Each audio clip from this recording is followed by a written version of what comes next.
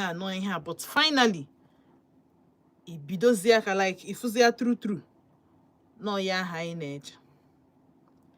Amara mmadụ one nọ na social media, Instagram, Facebook, amara m na ọ dị na TikTok, but these are the two places mfugo ya so far. Kedu ihe bidoro esemokwu a? Maybe na Peter na-eche sense, but kedu ihe bidoro esemokwu a?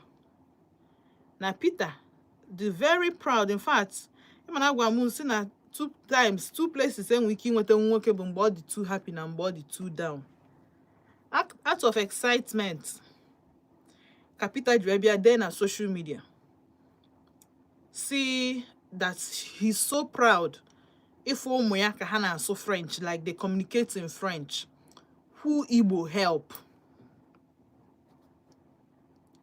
Peter, Mr. P, nke na-akpụ isi, not the very proud of his children, seeing them communicate in French, who Igbo help. Nwanne ya nwoke bụ Paul nke nwe dada wee bịa sị, I'm proud of my roots, I'm proud of my lineage, I'm proud to be Igbo, Igbo help me, something like that, dịka ishade nwanne ya nwoke. And anyị ma na ndị a na-abụ na-eso okwu for the longest of time mele eji ozi wee nwe P-square. So wee bido wee bash ba Peter no ihe a merụ no nya bụ the problem ụmụ nwanne ya nwe no nya nwe ihe a merụ na ụmụ nwanne ya jiri wee dị mma. Peter wee jee set ya kamera wee sizia na ihe adịgo too much. O mekwa n'ala ihe nwanne ya nwoke abịa mee ya ọ dịka onye ahụ bụ the bad person. Na o tinye na social media, nwanne ya nwoke abịa shade ya. Shading bụ imake gị look small or less important, or igosi that na ihe ahụ idel na ịmaghị ihe wee dee ya, na ọ bụ na inwe wisdom na ịma ndị ụdị ya. So onye bụ shading na social media. Na mgbe niile nyanwa bụ Mr. P post onye na social media, nwanne nwoke bụ Paul abịa shade ya that enough is enough. Nwoke wee dala akụkọ. In fact, na data akụkọ anyị nọ na part 8B. Enwere part 1, 2, 3, 4, 5 wee ruo 8. 8B enwezi A na B. Ma like igbu ya na nke, I would have loved to imago na ịkọ dị akụkọ kọtee ya aka, but revelation otinyezi yesterday na social media bụ that na ihe a bidoro with nwunye ya. Nwunye nyanwa bụ onye nke nụrụ onye Yoruba. Nyanwa ka nwunye ya dị older than. Na o bidoro mgbe ọ chọrọ ịnụ, in fact mgbe o meet the lady, the Lola, a na-eme like play change more maybe just ihe egwu, because the lady nọkwa at the center of their success. The lady so na the reason why egwu P-square ha ji wee gaa, or one of the reasons why egwu ha ji wee gakwa viral, because the lady na-arụ na agency company na promote artists.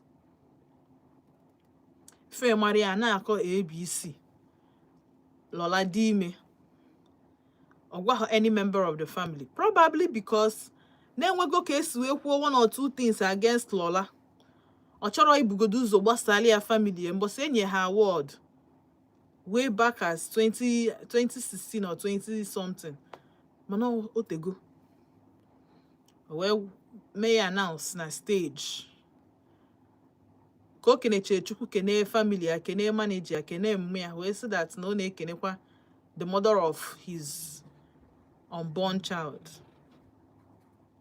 Kpọọ the lady afa. Nna si na ebe anyị ka prefer na ije ahụ na ha si na that stage pụta, na ha si the event pụta wee na-anazi. Jude paaki chie ya ụzọ dịka ha bụ moto nke ha, wee paaki ya n'akụ. Dito si ya kedu ụdị, what nonsense is that? Kedu ihe bụ this thing? O si ya ka ihe bụ gịnị na ọ na-ekene dị, ma o si ya How? From where to where? A bank and so ebido. No nwero ụdị maltreating a na-maltreat mmadụ a maltreat ha na-abụ. Ma mgbe initially mgbe ọ mụchara nwa, nwunye ya nọ na bia, mgbe ya wee bịa wee sị ya kpọọ nwunye ya na ọ chefu ya, but ya kpọ na nwa wee bịa. Ya kpọ na nwa wee bịa, not just joyful the lady. Peter si ka eko yesi wee gwa Lola na mmụọ ya si anya bịa without the child. O wee si alụ Lola as na I fumigate the house, the compound, no man dị good for the child. Mgbe ahụ ọ nụbe Lola just mụọ the nwa. Ya bịa, Lola wee si Lola ku nwa wee bịa mana ọ hafụrụ nwa n'ime moto with nanny. Wee si na wee duru Lola na Peter. Wee baa na room Peter na onwe ya. O wee bụrụ na family members ha niile nọ die. Wee si Lola na Peter tupula na nkịtị. Wee ne Lola anya n'anya wee si ya nye hapụrụ ha nwa ha nwoke aka. Every single person in that room. Maka na Lola bụ gịnị? Na ọ bụ an older lady.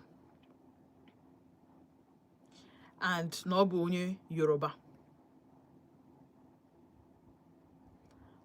Peter onye ma ihe ọ chọ face papa ka o fetekwa edisi maka na ha ka dị married till today.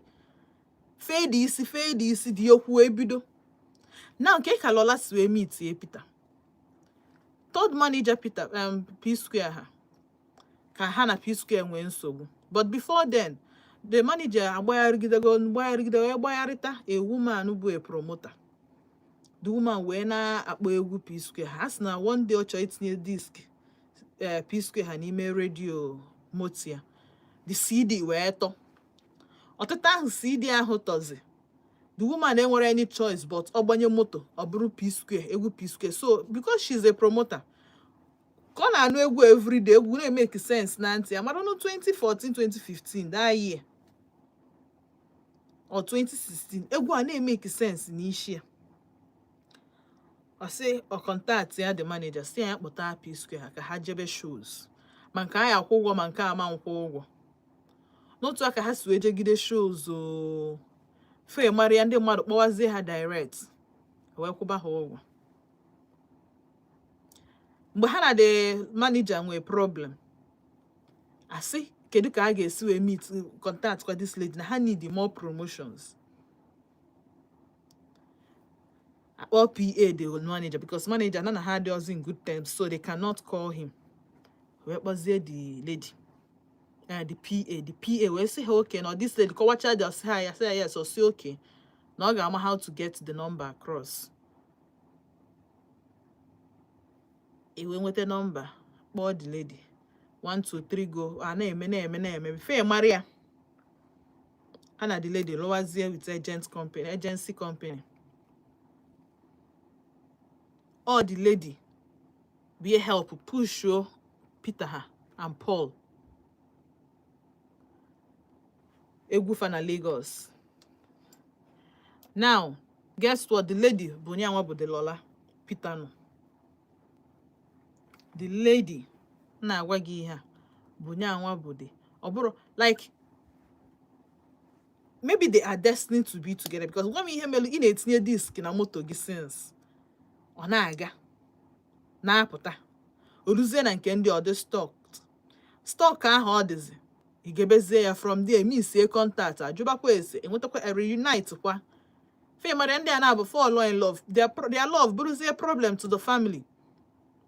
Many years later, mma P Square ha nwụọ, people in the family kaburu the hatred to the point, because ikita ka na watazi ihe melu 2 brothers. Water, but I'm trying to analyze what was in their head.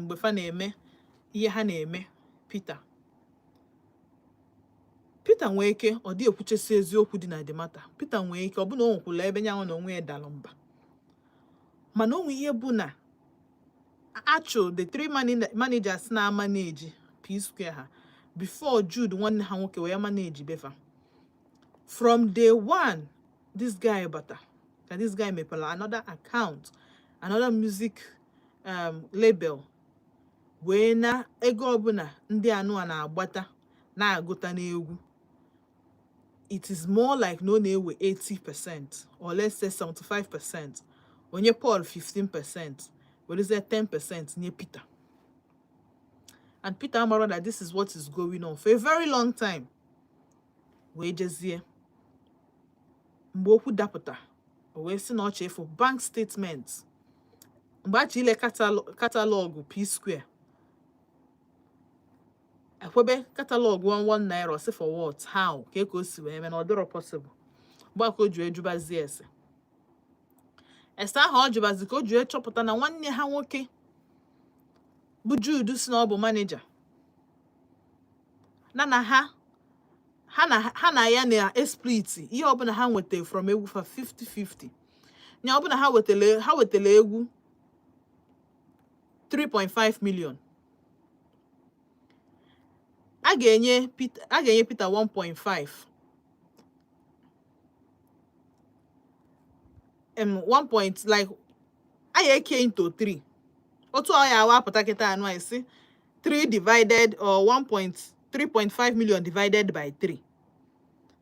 Ọ na-abụ normally managers nwere ike inwelu 5% or 10% of whatever it is pụtara at a particular time.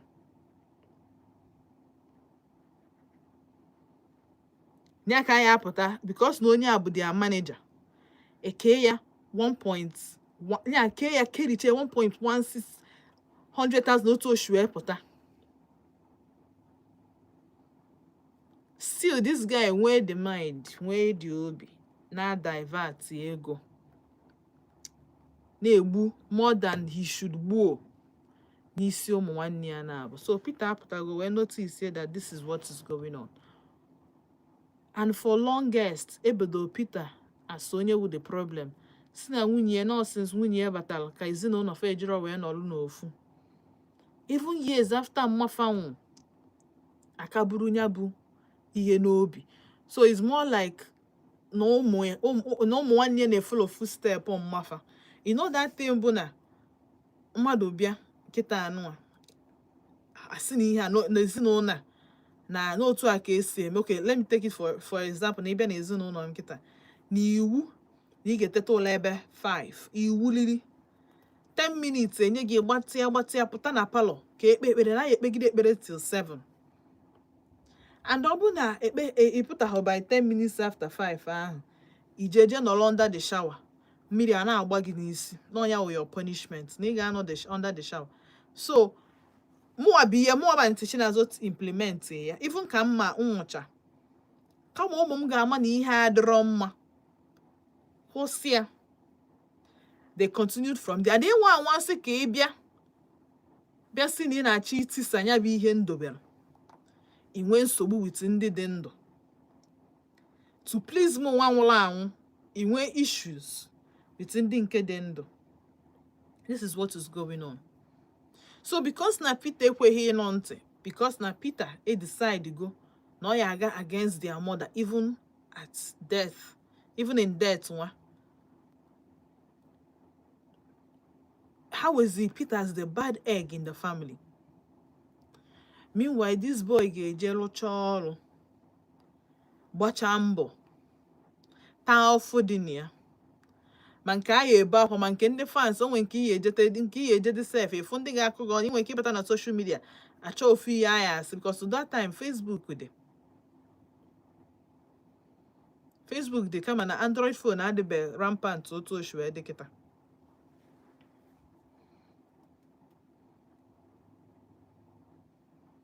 Mana mmadụ your blood onye ịkpọ nwanne gị. Ụdị ihe a na-aga n'ezinụlọ. And ihe a ka ọ ya woo mechaa otu anụ ndị mmadụ a na-asị omo blood is no longer thicker than water. Na enwe a sister from another mother, father from brother from another father. If people are not value outsiders more than their own family. If parents and they instill wicked doctrines into their children, then your orientation is very bad. You know, teaching na this case now, but adults who see take responsibilities for their actions. Adults who see in my here. Adults who see my their A from B, left from right.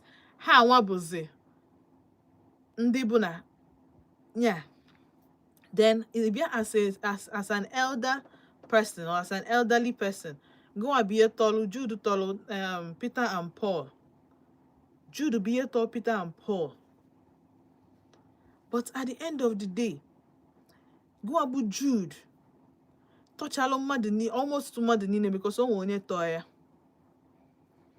Go abu gene, the architect of the problem. Because he decided to reap where you did not sow. To use divide and conquer. When they make the one negi, gina has no far for where pota. All there be the reasons why we ban on social media today. What we not value family. What we not value blood.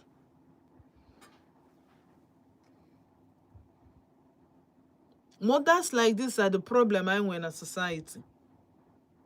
The reason why need more nwunye nwa gị ga-ejiri wee chọọ ịnata ma ọnụ nwunye nwa gị nọ na ya na-abịa yọwa di ya sị ya biko ka mma hapụ ịbịa taa ma ọ biko ka mma hapụ ịbịa chaa.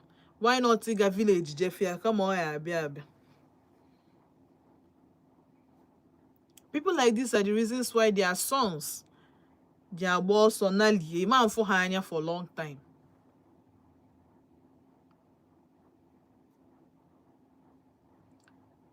Mothers like this, but the reason why the society ejigha favor ụmụ sometimes, because we are even against our own.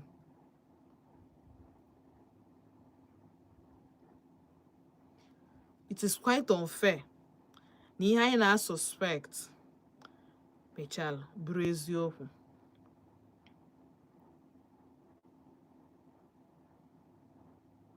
And I need maka every other member of the family. This is a living testimony. For you, Buni can be the ask na ọma mboge. Because many years ago, Peter Hana on the Bokoyena, this will be them. They will not believe it. It can happen to anybody, especially in Obuni Dobere your home together. As a mother. God forbid, as a father, iye mege chobu no give ye. Mafa I na echebudi na mafa biye jikodi di ezuno no, but stop. If you go put no buria. Come on, Peter wake up no gbalo nkete respect the mother because no ka de ndo.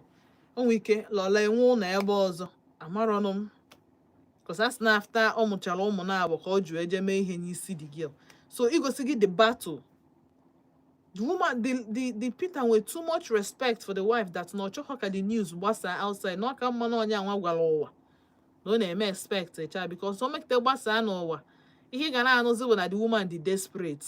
No they go chonwa onye the older younger than her. So that go with future onye. Oh even when ya eji hono anya kofu na Nigeria.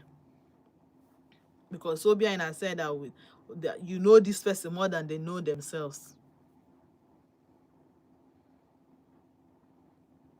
Na-eji ya alụta aka nne na nna kụzibekwala unu ụmụ unu otu esi adị loyal. Kụzibekwala unu ụmụ unu ka esi adị loyal to themselves, siblings, that family over anything. Family over anything. Onye ilo bụ onye ilo ka nwa gị hafụ ije hafụ ụmụ nwanne ya. Onye ilo akaala ya mma.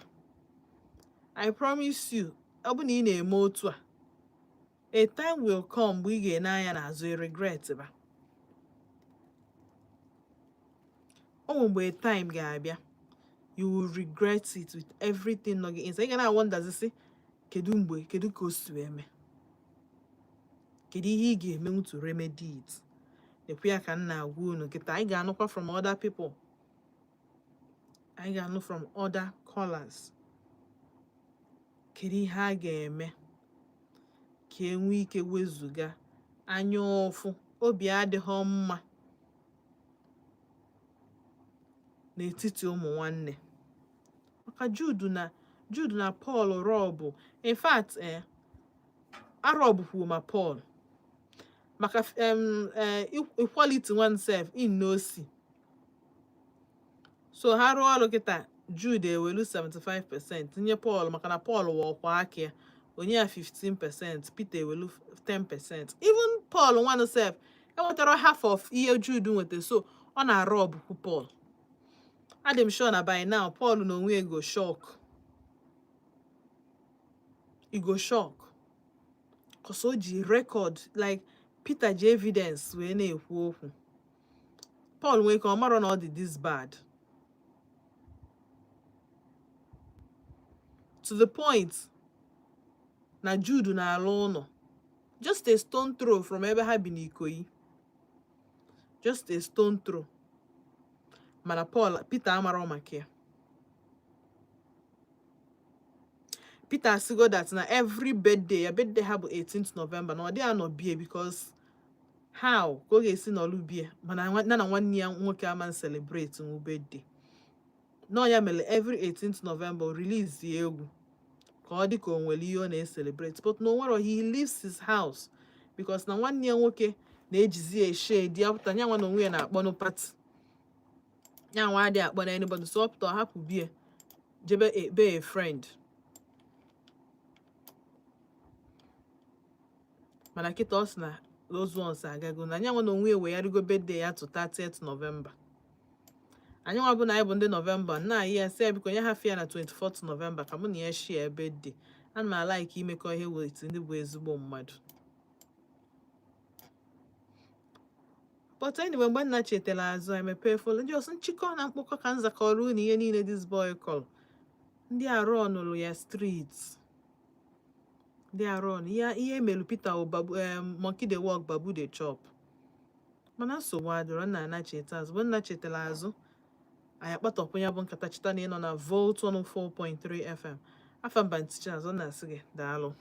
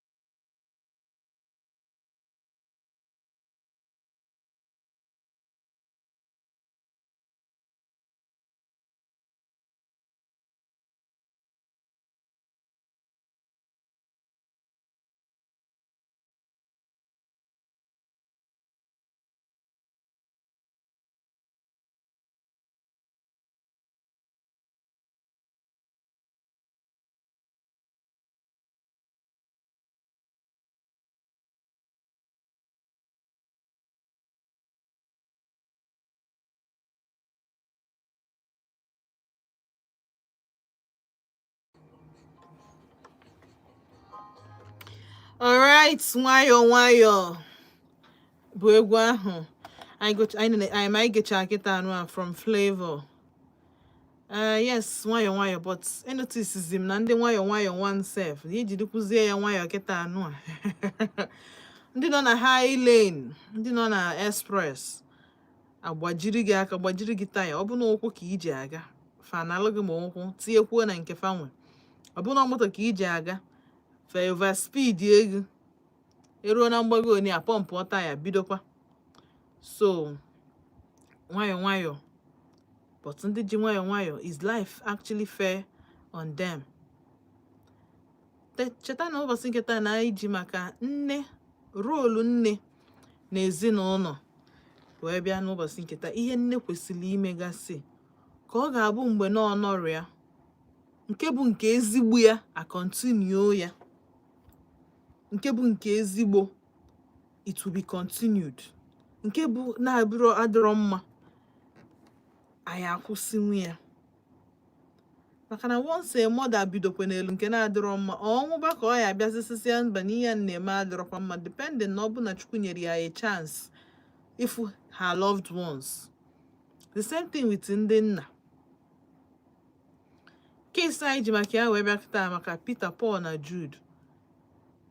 Ọnya ka m ghọta na ndị a bụ otu ha yeshu ememina nwanne fa nwoke maka na o disrespect their mother ka ha mewere ihe. You will ghọta that sometimes our mothers, our parents were our role model, and ndị na-look up to them the plenty, but the point is ị nwere ezigbo nne ka ị nwere ajọ nne, because enwere bad mothers and that is just the fact. Enwere ndị nne na-awa ọkụrụ. Now imagine na ka nwanne nwoke anyị na-agwa gị na oshi Jude zuru Peter na Paul exchange the hundreds of $1,000s na Nigeria, it is going into billions. Meanwhile Peter nwe mgbe ọ dị broke. Peter of P Square anya hebiri na nnukwu ụlọ, mgbe ihe eje na akaụntụ ya he cannot even pay the school fees ụmụ ya ma ọ gotere nwunye ya something tangible. Nwanne ya nwoke na-akọ na ego na nwanne ya nwoke na ejima ya. Meanwhile ofu ejima bụ ihe side the kind Jude afunube m n'ụwa ma afutunube m n'ụwa ma ebe ụmụ ejima na-eso okwu se nke dịbụ na ofu na side mmadụ na side ejima ya nke ọzọ. Ya bụ izizi nna anụ ya. Ọ bụ na unu anụ tunu gị abiko kpọọ ọnụ m ụmụ ejima. Especially had identical. But it's a pity. Parents with a lot of work to do. Grateful parents, especially no one on your mother marom boy adapu. We are yaripo. We are happy. Mom na 0706-048-5853. My one na 0915-570-8347. And I'm live on YouTube na Vote ODENIGBO. Tata anyị na-alụta aka dịka otu o si gbastalụ Peter, Paul, Jude and their mom. Rolu mmafa otu ụmụ ya si wee bido continue ebe ọ kwụsị. And also Peter bụ onye nke bụ na personality ọ dị very calm, ọ dị enye nsogbu, ọ dị ekwu okwu, ọ ihe na-akpata ihe, probably no dobego ihe a since na-eche the right time ibunite o wee tinye na social media. Nwanne nwoke wee bịa shade ya wee si oke na ọ nọkwala onwe ya na ọ nọkwala onwe ya achọrọ ya bịa na enough is enough.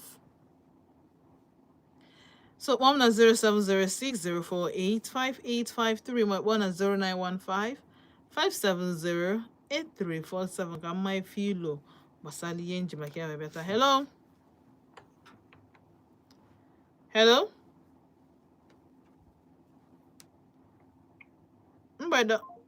Okay.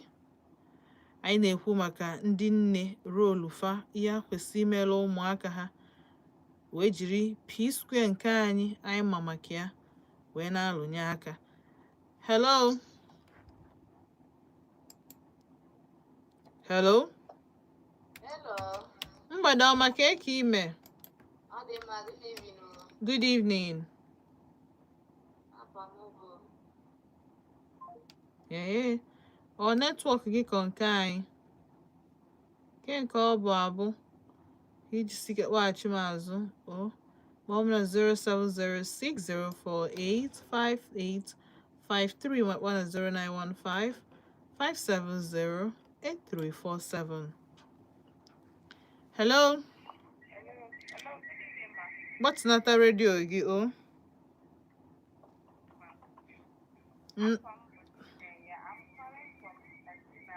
Chinenye from Centenary, no.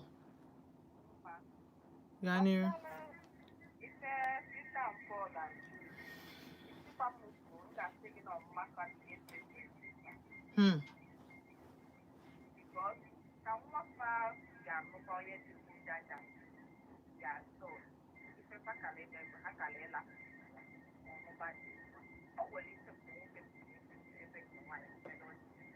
True.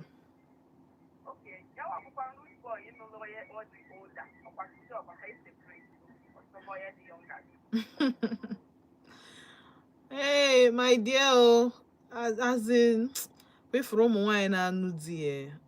Abu ni nube, di give no wege nukura ni need ekpere. It takes the grace of God if why mother-in-law ya for na too much. Gini ana eriko na akpako, ono kata okpo gi no kata ekpo ya gi wona agụzi gị agụ kanya anwa bịa. Ew. Ọkwa by enyemaka Chukwu. And ihe na-ewute bụ na this woman anọzi ndụ if all these things going on. The woman anọrọzi ndụ kịta ụmụaka bụ ihe na-atazi afụ nji ya. Because ụdị ihe a otu ọ na-ọsala ọkụ kịta ma ha na-enwetakwu dị ọkụ a na-achakwu ya too because I mean haba. So ọ kpọgidelu nwaanyị iyi wee kpọgide kpọruo ya to the grave.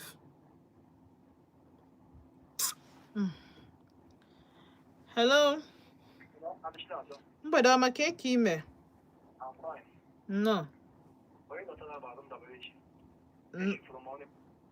Arum Dabelechi, no.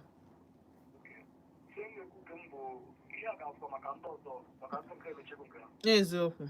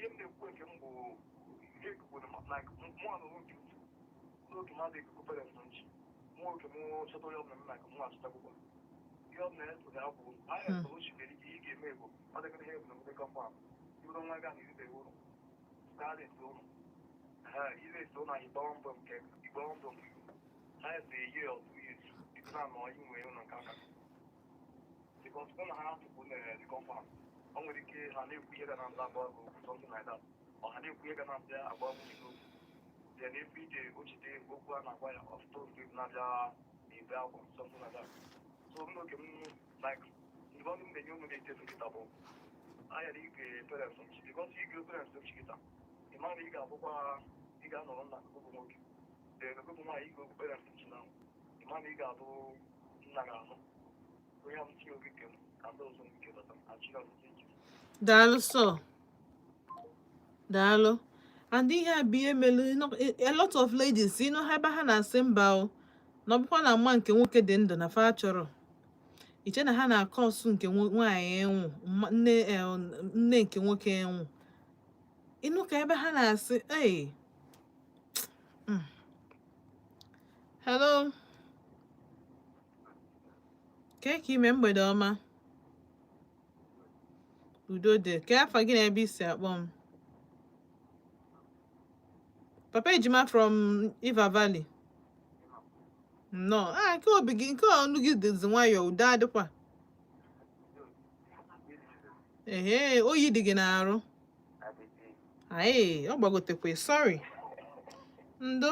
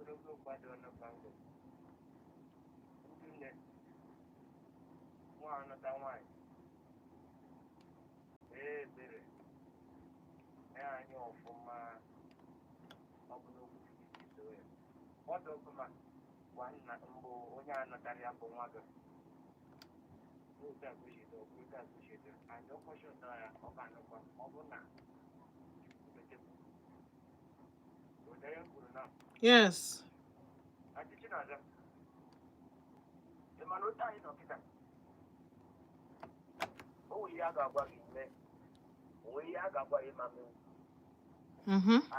Eziokwu.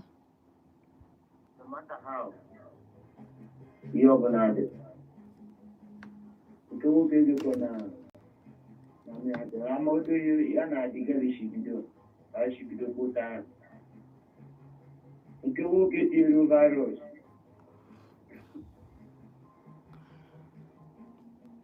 okwuto shido eziokwu okwuto shido mana mmadụ chere iji nwaanyị kpọpọtụ na nwaanyị abịago ka nwoke tiekwere ya aka otu ochi tinyere aka nke nwoke mara ihe ọ ga-eme mara obi nwaanyị ahụ erugo aka biko ọbụna na-eke 50-50 emechaa mmadụ mara n'otu agụchide ihe ga-akpọ bụ nke onye a nụrụ nke nwaanyị a ya na-ekwe ya otu ihe na-eme ihe na-eme ọ bụrụ ndị nwoke ya na no problem ọdụrụ mana ada ya ọbụla bụ secret otu Nigeria shede ha dịchi na ada ọdụkụta Daalụ sọ onye nwanyị gọzie gị daalụ ọ na-akọwata as nwoke gị mee gịnị mee ihe dị gị n'obi ịma ka gị na nwaanyị so eme itu ịmakụ nso ebido meronia n'isi. I mean, even on a beronia marriage, sissy gay. Oh, one of the reasons why I just say, na working na family nke nwoke na agba gị mgba hapụkwa nya bụ ezinụlọ n'oge. Nne ya kịta ije maka nwanyị wee taba nwatakịrị nwoke mmadụ ahụ because no decide to love and respect nwanyị ọfụ, not the woman of his dreams. Ọgụ na mgba. But the good thing bụ na Peter has always supported the wife. Nwere mgbe a day mgbe nnọkọta n'ụwa rumor na ha divorce. Ọ bụrụ na a plan the thing na plan ka aka amụgodu the family ka ama na isi ya ajụ ha oyi. But ndị a divorce ro, they never divorced for one day. The woman just no megodoro onwe ya trap, megodo ezigbote long trip. Hello? Mgbede ọma ka eke ime? Adị m oyi nnọọ ka afa gị na ebe isi akpọ m. Afa gị bụ gịnị? Andy nnọọ.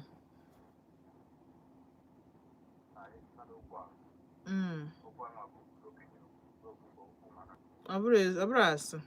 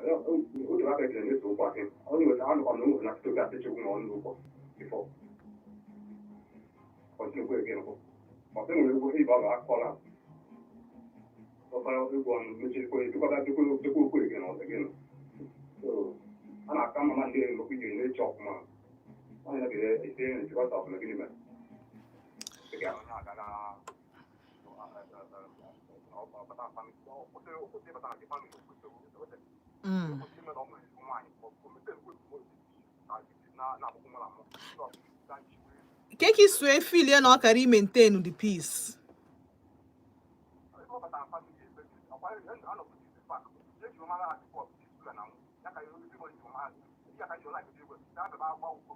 Nyaka ihe nna ajụ gị kịta bụ na nwaanyị bata ebe udo dị, ọ bụrụ na ọ maka ya ka ejiri ozi nwe dị udo and ọ dị ime, ọmụgo ụmụ na-abụ ọmụgo ofu ọ dịghị ime already. Kedu ihe ị chọrọ ka eme at that time? Advice gị ka anyị chọziri ịnụ.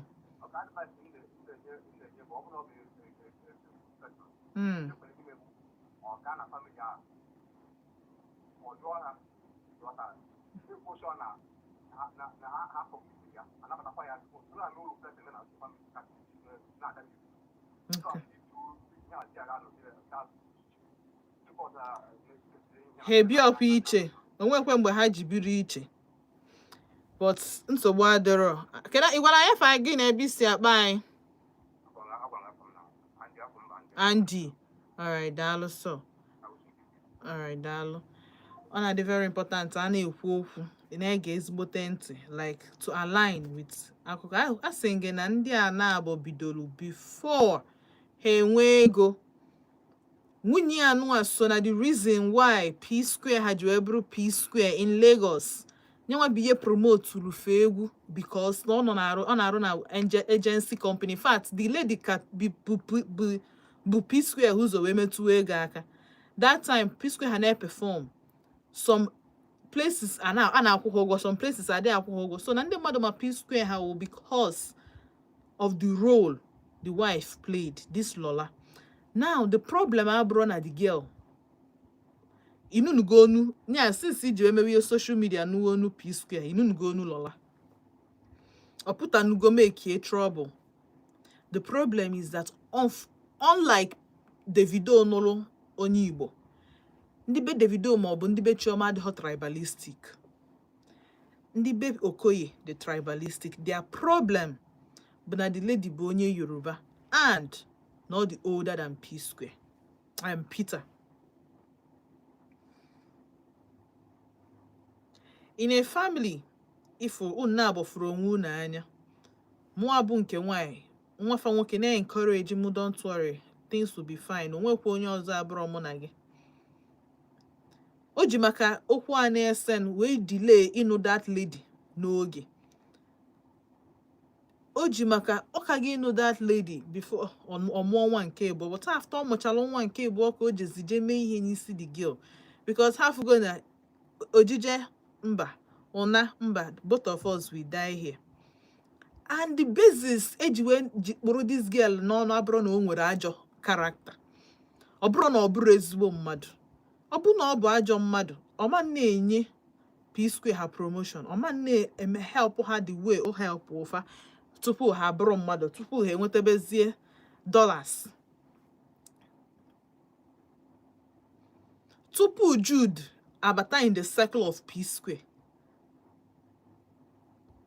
P-Square ha meet go Lola nwunye ya. Tupu Jude abụrụ their manager, nke ọsị na onye nwa introduce P-Square. Ndị mmadụ ghọta na ọ bụrụ na ọ introduce ụmụ nwanne na-abụ, no, onye ọ na-ekwu bụ na onye nwa introduce the brand to the world, which is not true. But of course, ijide onye oshi, ọ ga-ekwu ihe ọbụla ọ chọrọ ikwu to escape. Ijide onye oshi, ọ ga-ekwu ihe ọbụla ọ chọrọ ikwu ma isi epụta na ọnọdụ ọnọ ya. Lola enwere ajọ character. Lola adịghị disrespectful. Lola abụrụ a wicked person. The only problem ọ bụ na ọ bụrụ onye Igbo. And secondly, not the older than Peter. A ga na-ebe ọbụla nna cheta mgbe nna chetala azụ ebidokwa ebe a kwụsị. Cheta na ị nọ na Volt 104.3 FM. Ka nzụchara obere afịa na cheta azụ. Ndewo.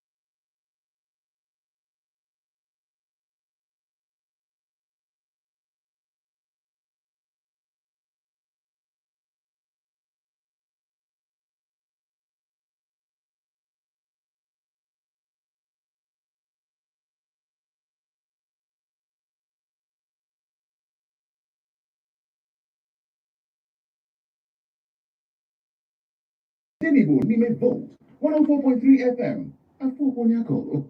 You go.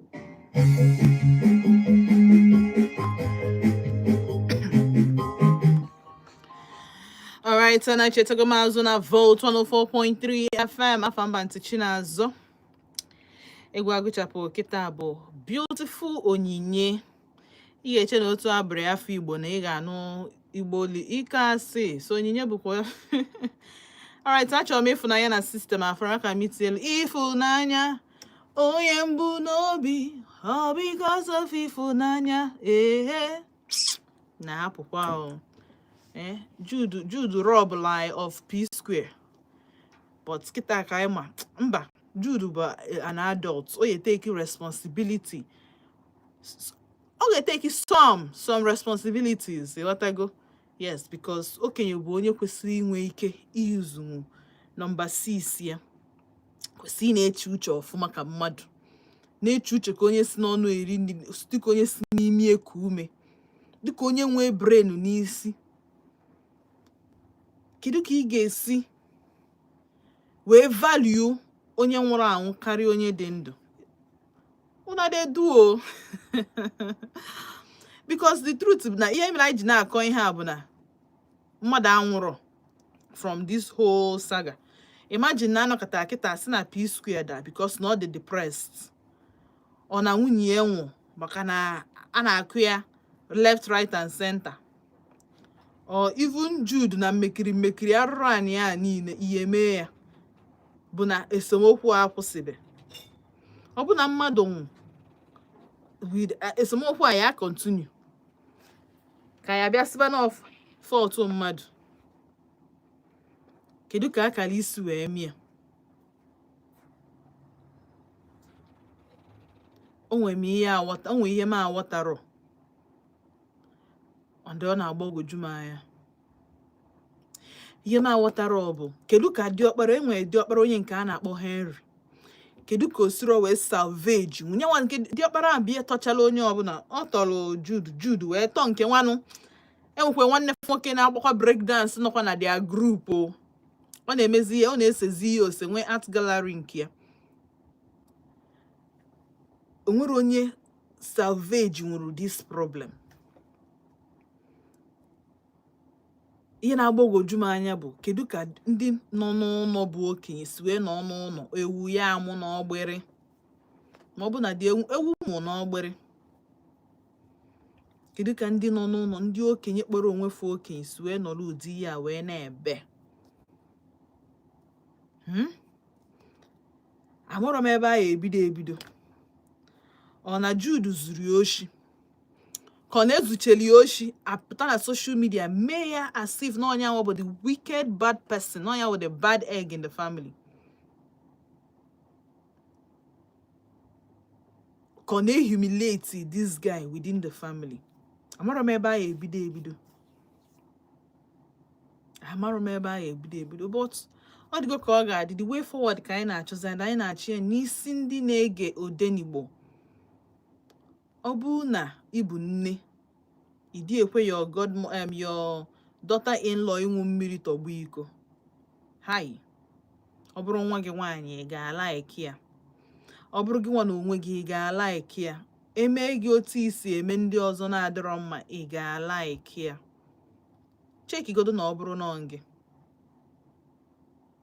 Ọ bụrụ na ịbụ a daughter-in-law, onwekwu ihe mother-in-law gị na-eme gị, but ngwa with the bad person epụta na-ekonuko gbanwee. Ọ bụrụ na ịbụ a mother, ụmụ gị ka na-etonite ọ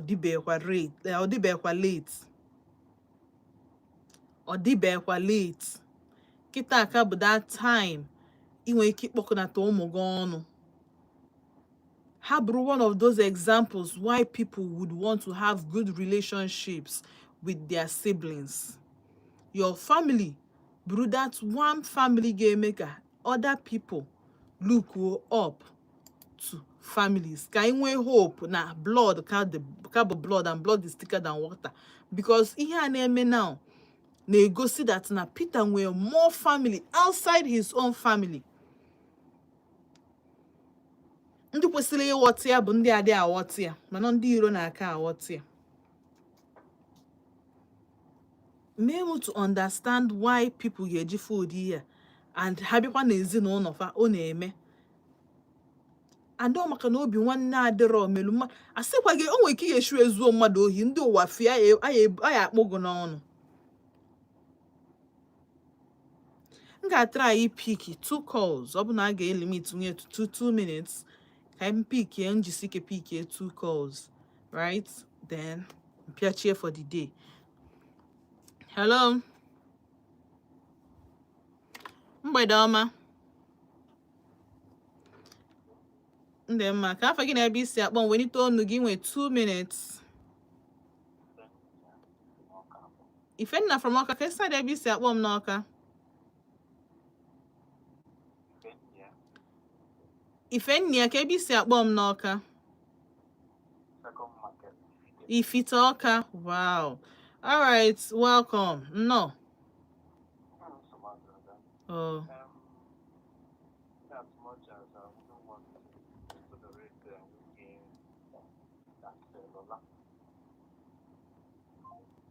Chai, Ifenna jisike kikpọ m na 0706-048-5853 ma ọkpọ na 0915-570-8347 Ifenna ife akpọ m kpọdo m n'obe. Hello.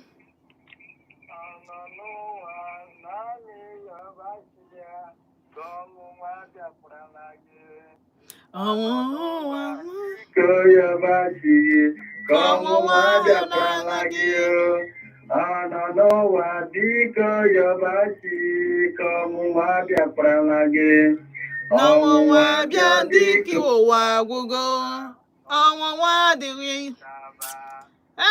Those days. Mgbede ọma. No.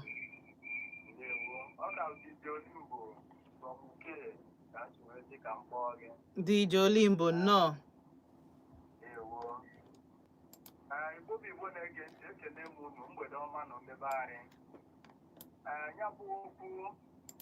Abụlokwu dara ọchịchị nke bụ na amazi ka a esu eme mana ife eji wee na-achọ ife daba na mmiri bụ ụkwụ ka eji achọ ife daba na mmiri mana ife eji amakwa n'ọkwa mmiri maka ozuzu ya maka ọ na-abụ ife karịa atụ onye aka mana a na-akpọba mmiri tupu o ruo na ibere maka gịnị maka ife mmebi mana ka m gwa gị nke bụ eziokwu o nwere na-agbanyeghị na nkịta ụfọdụ oge na ndị bụ ụdị ọkpala sorry for david a na-enwezi ụfọdụ ọbara ọkụkọ nke bụ na okwupụta n'ezinụlọ fa na-amarozi ka a esi eme ya ịghọtago nwa ya agbọbịa n'ezinụlọ ebugodi ozu nwa onye ọcha egbu n'elu mba ebuda ya na mba mana kịta na ife mere na-emego ọ dịrọ m obi mma na ya bụ nsogbu na-anọ na ọnya ududo wee na-emezi ka a hazie ya bụ okwu a bụ okwu ezinụlọ na okwu ụmụnna kwesịrị ịhazi ọ bụ na ndị a enwezi ụmụnna ka ọ na ha enwezi ife ndị oyibo na-akpọ nuclear or extended family ga-eji nnọọ nwanyị wee ezuo onye bụ okwu maka ihe wee si na ihe a bụrụ ọdịnarị bụ nwa ọbụla DJ Olimbo my younger brother bụkwa DJ ọmụ azụrụ ya n'ọrụ ezigbo m ya iche ihe karịa ebe ịnọ ma ise. DJ Olimbo, I enwe square time, inwe 1 more minute. Ka nchịkọta ya. Mana ka o ji esere azụ, esere anyị okwu, agbanyeghị onyenwa, decide ka ịghọtago. So mana ọ ga-esebere mụ na ya, mmegharị ya maka na m nwatọrọ ya. Jikodo ego a wee na-aba Lagos. Ịghọtago. So ihe m na-ekwu ihe abụ o nwere ụfọdụ ihe nwere ike ịpụta azị maka ị ga-esi wee hazie ya ọfụma ka ọ ghara ise n'okwu kpọrọ m n'ọfụ ka ndị ọzọ tinye ọzọ adadị ọla mma daalụ sọ Oh, daalụ na ndị ọzọ ama ntinyezi ọnụ n'okwu na time adịrọzi. Ihe m chọrọ ikwu bụ as a parent or as parents, jisi n'ike dowe unu ọnụ otu nchọ ka o si wee dị. In case of incasity, onwe ka o si wee dị that na unu ama nni echi. Ihe ọbụla unu ya sa taa unu wee ka unu ama ndọkwa ndụ ịhazi ya. So ịma ka ezinụlọ gị chọọ ka ọ dị abịa na a whole family a na-enwe extremist ndị bụ na ihe ọbụla mpa anyị kwu otu a nke ọ ya adị, ihe ọbụla mma anyị kwu otu a nke ọ na-adị. Anyị ga-adị careful, watch and personality ụmụ unu tupu na-etinye ihe ụfọdụ n'ezinụlọ ka hapụ ịbụ nke ọ ya bụ unu tinye otu a ọ na ọ ya afịa arụ. Ka mgbalụ jee na YouTube ebe onye jekwe Cecilia sim good evening Aunty Chinazọ and vote Odenigbo family. My dear, world is turning upside down. Parents have to be very careful in the way they react to issues concerning children and their life partners. It is their choice, not the parents' please. Chukuma Brain Child, sim good evening Aunty Chinazọ and God bless you. Your day and my days, thank you so much. All the blame is from the mother. It takes the grace of the Almighty God to unite family. Oh,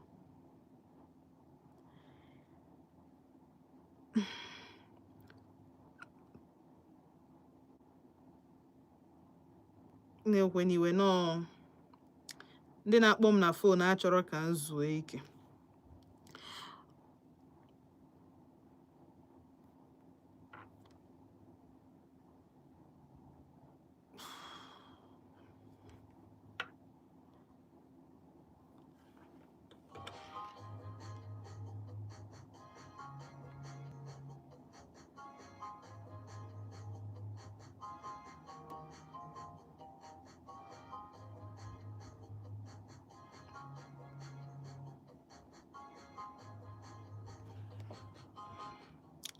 All right, Brain Child sim.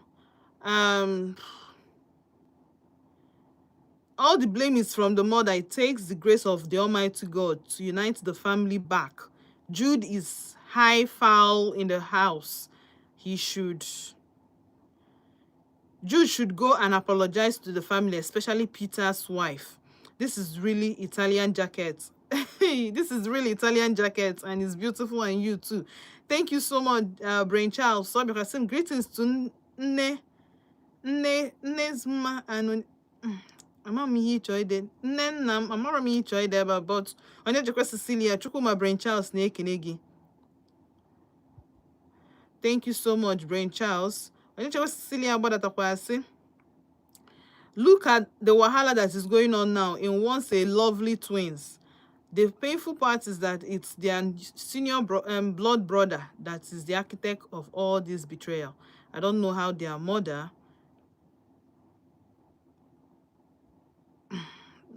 now una court to see you na court on a fiazima rogogo. But onye jekwe Cecilia dalu Brain Charles dalu too. Chineke gozisi anyị. Thank you and God bless you. Ebe ka m ga-abịa na njedebe n'ụbọchị nkịta si unu ka echi na-eburu ụbọchị ọzọ mụ unu ga-anọ n'ije afịa. Daalụnụ ka emechaa.